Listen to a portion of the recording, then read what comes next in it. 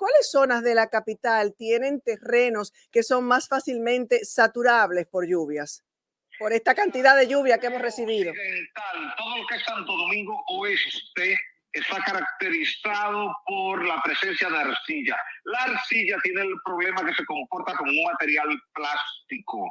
Aunque tiene una alta porosidad total, su porosidad efectiva es muy reducida. Si usted toma un vaso y esa tierra amarilla que ustedes ven que se utiliza mucho en los viveros y luego le echa agua encima, usted va a ver que el agua tiene dificultad para penetrar. Eso es por la impermeabilidad. Ese tipo de suelos abunda en los prados, San Jerónimo, La Castellana, los ríos, Jardines del Norte, el kilómetro 9 de la autopista Duarte, los Alcarrizos, Mano Guayabo, Pantojas, pero también en todo Santo Domingo Norte, lo que es Villamella, La Victoria, toda esa zona se caracteriza por esos suelos que se saturan con facilidad. Y entonces cuando llueve torrencialmente y encuentra el suelo saturado quiere decir que los poros ya están llenos de agua. Y al estar llenos de agua, entonces ya la nueva lluvia no puede penetrar en esos poros y se ve obligada la lluvia a escurrir superficialmente, y es ahí donde viene la inundación del barrio, la inundación en el parque, la inundación en la escuela, la inundación en la urbanización. Por eso siempre es importante tener un plan previo a la llegada del fenómeno meteorológico, de forma tal de que cuando tenemos mucha basura acumulada que puede bloquear los sistemas de drenaje, remover esa basura. Si hay algún tipo de construcción informal que alguien ha hecho y que bloquea un sistema de drenaje, quitar ese elemento de obstrucción para que el agua pueda drenar con facilidad y evitar ese tipo de inundaciones que hemos visto hoy en algunos sectores de Santo Domingo, mayormente en Santo Domingo Oeste, pero también lo hemos visto en la parte sur de San Cristóbal y en algunas zonas de Peravia. ¿Qué impacto tiene, Osiris, la falta de arborización de la ciudad en el desagüe de grandes cantidades de agua por fenómenos atmosféricos? Tiene un impacto importante por el hecho de que el árbol actúa como un amortiguador. Cuando la lluvia impacta de forma directa sobre la copa del árbol, pierde energía cinética. Y al llegar entonces a la superficie del terreno, ya no tiene capacidad erosiva. Por tanto, arrastra menos suelo. Y al arrastrar menos suelo, obstruye menos los poros, obstruye menos los filtrantes, los invernales, los sistemas de drenaje. Entonces, mientras más árboles tú tienes en una ciudad, tú tienes mejores soluciones ambientales. Primero, porque la temperatura en una zona arborizada es normalmente 5 a 6 grados inferior a una zona no arborizada. Y segundo, porque el efecto de la erosión es mínimo donde tú tienes muchos árboles, pero es altísimo donde la lluvia impacta de manera directa sobre el suelo porque no encuentra un amortiguador a mitad de camino, que es el árbol, donde se disipa la energía y ya el agua cae al suelo sin capacidad para erosionar ese suelo. Osiris, vimos recientemente que a raíz de la tormenta se ha desbordado el reciente renovado, remodelado, el parque medioambiental que inauguraron en la urbanización Fernández. ¿A qué se debe esto? Mira, la urbanización Fernández es una zona de arcilla, ya no está en la zona de roca caliza. Naco, Piantini, Bellavista, La Julia, Evaristo Morales, la mitad sur del Millón, los Cacicazgos, es una roca caliza que tiene una alta porosidad.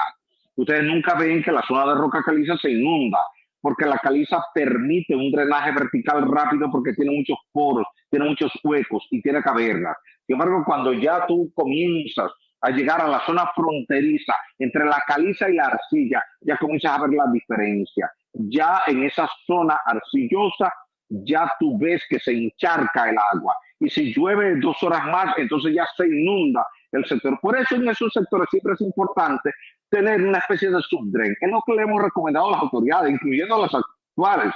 En varias ocasiones se nos han acercado funcionarios de primer nivel del actual gobierno para preguntarnos cuál alternativa pueden utilizar que no sea de altísimo costo para facilitar el drenaje a algunos sectores. Y hemos dicho, mire, eso es sencillo, vamos a hacer un subdrain. ¿Y cómo lo hacemos? Sencillo, hacemos una canaleta, una trinchera, una zanja de 2 metros de ancho, 2 metros de profundidad y la conducimos norte-sur. hacia el mar. Luego la llenamos de grava, buscamos grava del río, la ponemos ahí, tapamos eso y ya.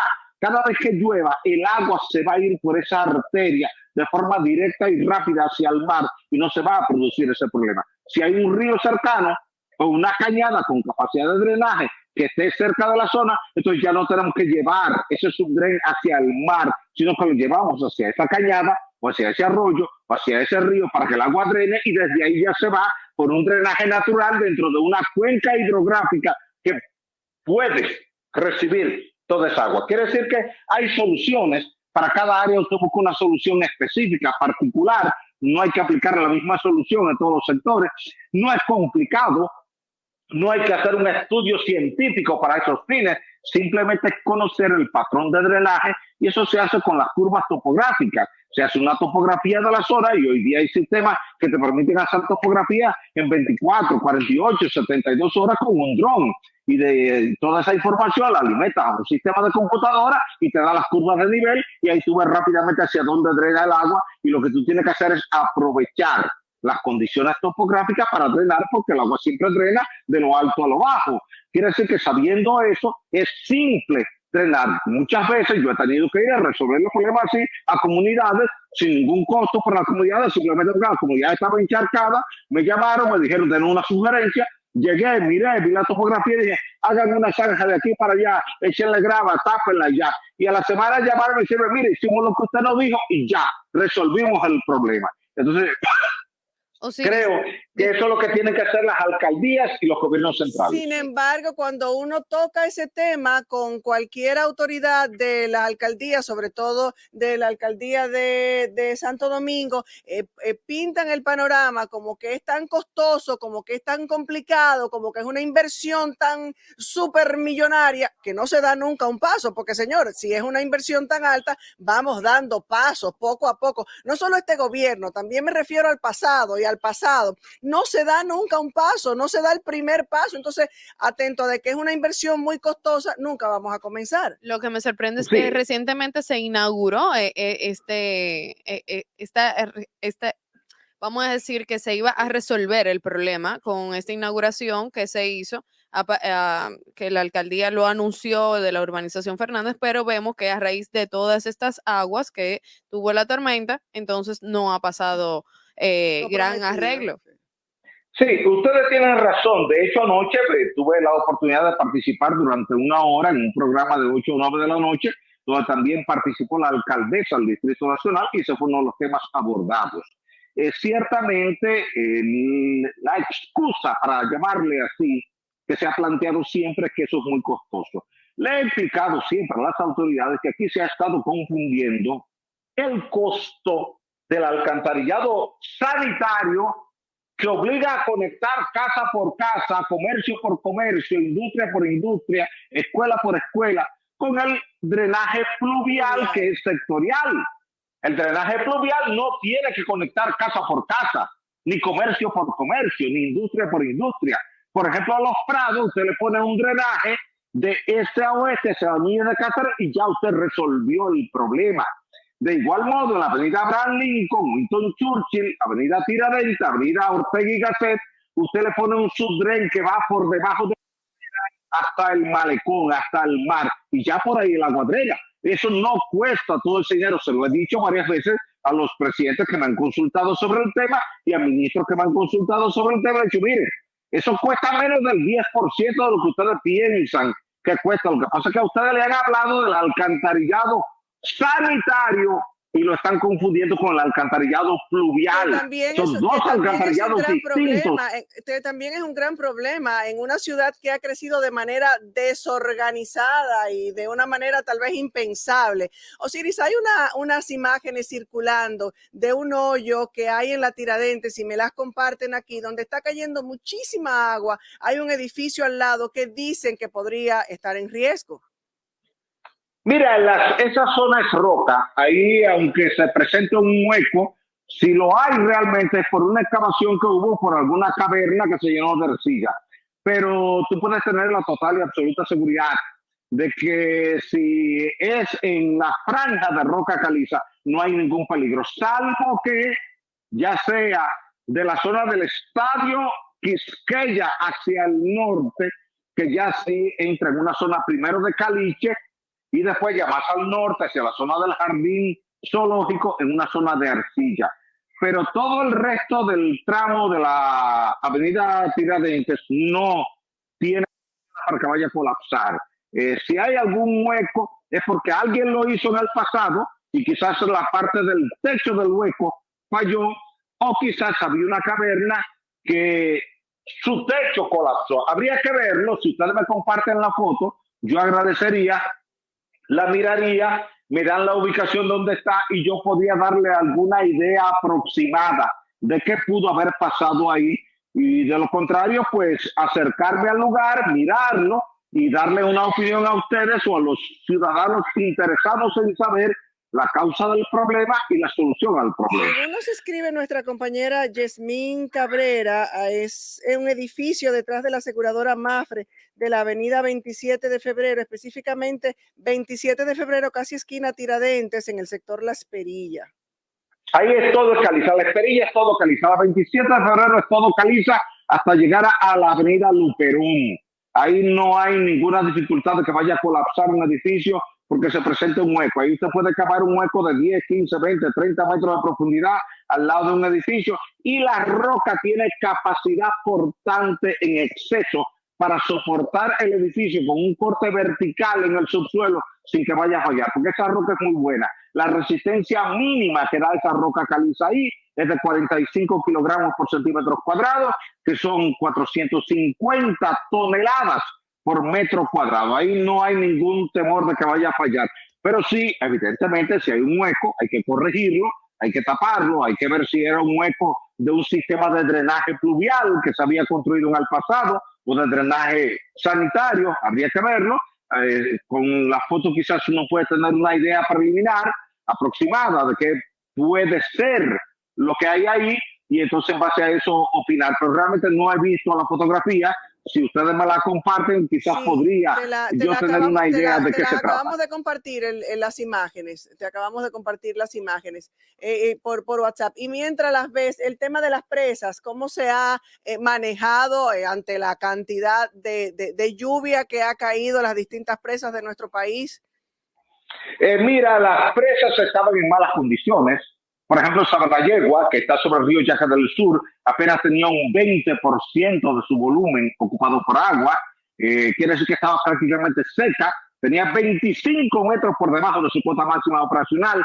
Quiere decir que la presa de Sabanayegua podía recibir 4 o 5 tormentas de este tipo y todavía no se llenaba.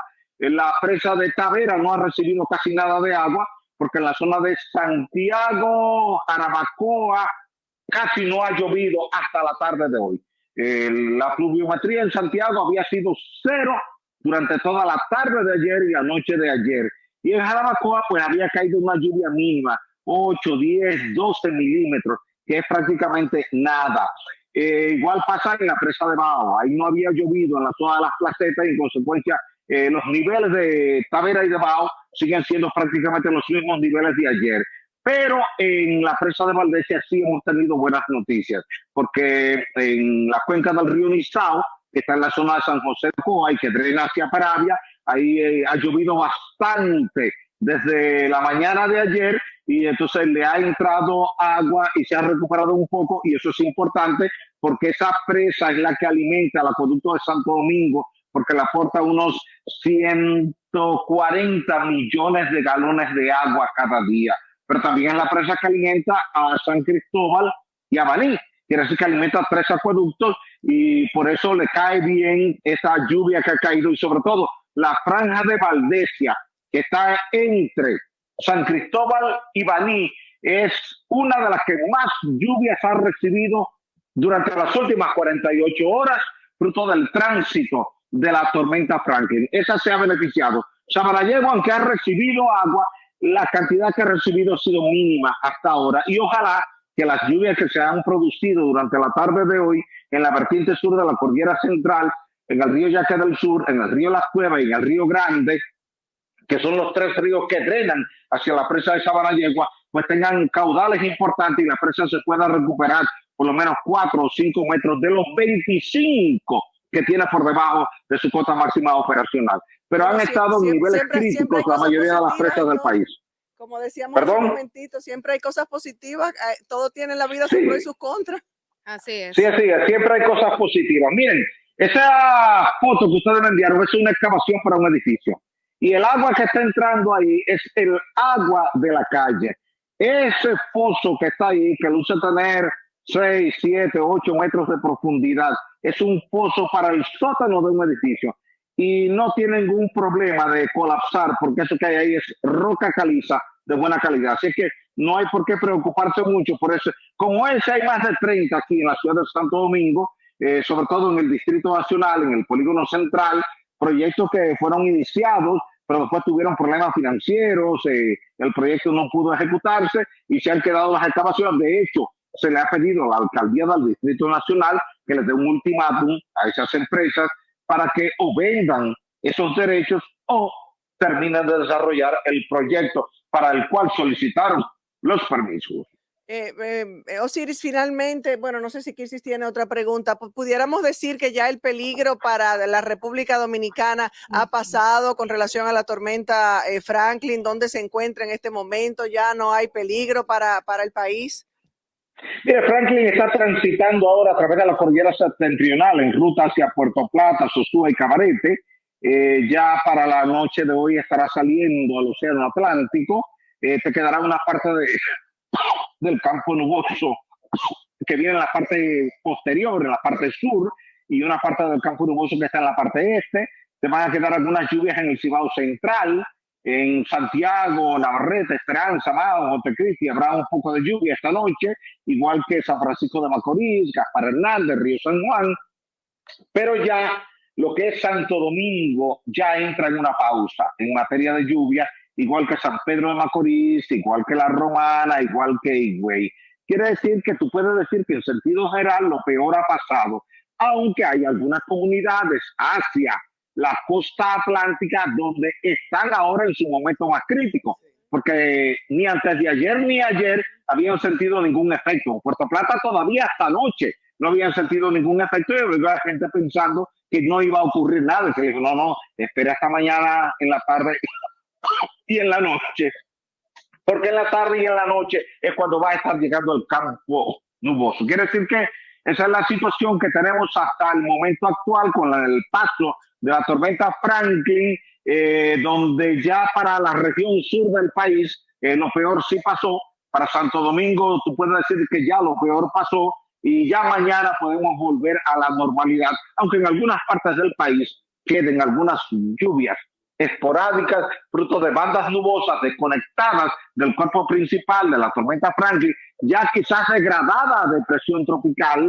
porque yo estimo que a esta altura ya estará degradada a una depresión tropical saliendo del Océano Atlántico, aunque quizás se pueda recuperar horas más tarde y volver a ser una tormenta tropical, pero después de un tránsito desde Barahona hasta Puerto Plata por tierra, descargando lluvia y sin recibir vapor de agua, lo más normal que hace un fenómeno meteorológico es degradarse y perder fuerza en sus vientos máximos sostenidos. Quiere decir que para fines de Santo Domingo, San Cristóbal, Baní, La Romana, San Pedro, Higüey, lo peor ha pasado. Pero para el bloque norte, allá Santiago, La Vega, Bonao, San Francisco de Macorís, Moca, Salcedo, Tenares, Villa Tapia, la zona de Puerto Plata, Sosúa, Cabarete, Gaspar Hernández, esa parte todavía no ha terminado de sentir los peores efectos, porque en lo que resta de la tarde de hoy y durante la noche de hoy van a estar recibiendo todavía